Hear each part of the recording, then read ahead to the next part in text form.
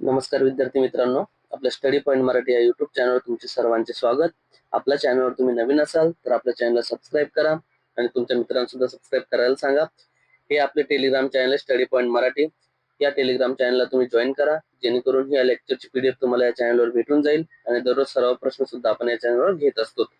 तर बघूया आजच्या दिवसातील महत्त्वपूर्ण चालू घडामोडी प्रश्न 6 एप्रिल 2026 चे. करूया सुरुवात. हा प्रश्न काल मी तुम्हाला दिला होता सोडवायला.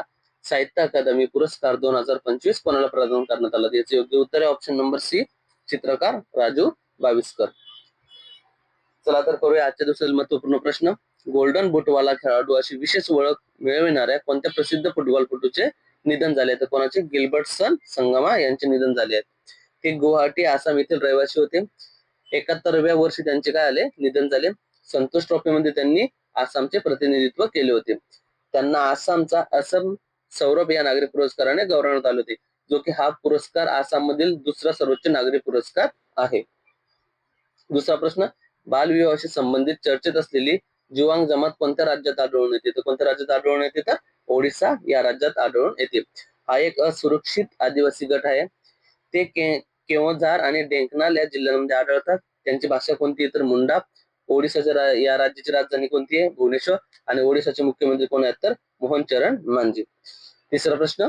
नमो ड्रोन दीदी योजनेअंतर्गत महिला बचत गटांना ड्रोन पायलट म्हणून प्रशिक्षण देण्यात कोणते राज्य अग्रेसर ठरले आहे? तर कोणते ठरले आहे? कर्नाटक हे राज्य ठरले आहे. ही योजना दीनदयाळ अंत्योदय योजना राष्ट्रीय ग्रामीण उपजीविका अभियाना अंतर्गत आहे. ही केंद्र सरकारची योजना आहे.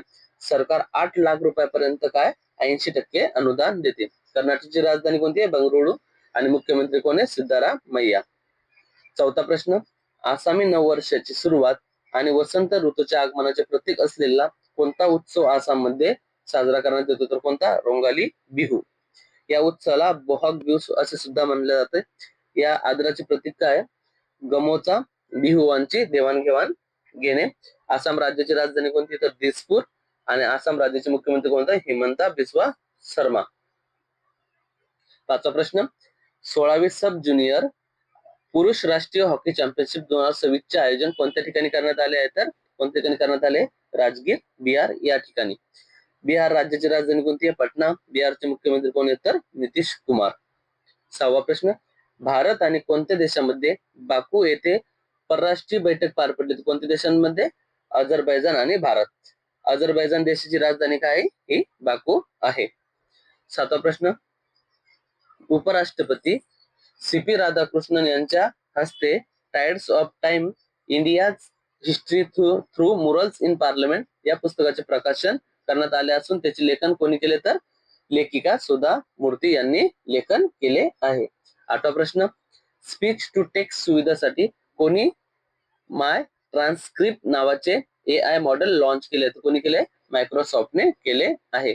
मायक्रोसॉफ्टचे सध्याचे वर्तमान CEO कोण आहेत? तर सत्या नडेला. नववा प्रश्न. वर्ष 2026 मध्ये उत्कृष्ट सेवेसाठी कोणत्या राज्याच्या पोलिसांना राष्ट्रपतींचा पोलीस ध्वज प्रदान करण्यात आला? कोणत्या राज्याचा? तो ओडिसा पोलीस. 10वा प्रश्न. बँकॉक मध्ये आयोजित जागतिक तिरंदाजी स्पर्धेत क्रमवारीत अव्वल असणाऱ्या तिरंदाज शीतल देवी यांना हरवून कोणी सुवर्ण पदक पटकावले आहे? तर पायल नाग यांनी सुवर्ण पदक पटकावले आहे. 11वा प्रश्न. नवजात शिशूंसाठी अनमोल योजना कोणत्या गव्हर्नमेंटने सुरू केली आहे? तर नवी दिल्ली गव्हर्नमेंटने सुरू केली आहे. अनमोल काय आहे? Advance newborn monitoring and optimal life care. या योजनेद्वारे काय? एक थेंब रक्तापासून 56 प्रकारच्या तपासण्या केल्या जाणार आहेत. दिल्लीच्या मुख्यमंत्री कोण आहेत? तर रेखा गुप्ता या आहेत. 12वा प्रश्न आपला शेवटचा प्रश्न. भारत जनगणना 2027 स्वातंत्र्यानंतर कितवी जनगणना आहे? कितवी आहे?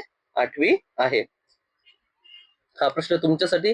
या प्रश्नाचे उत्तर तुम्ही कमेंट बॉक्स मध्ये सांगा.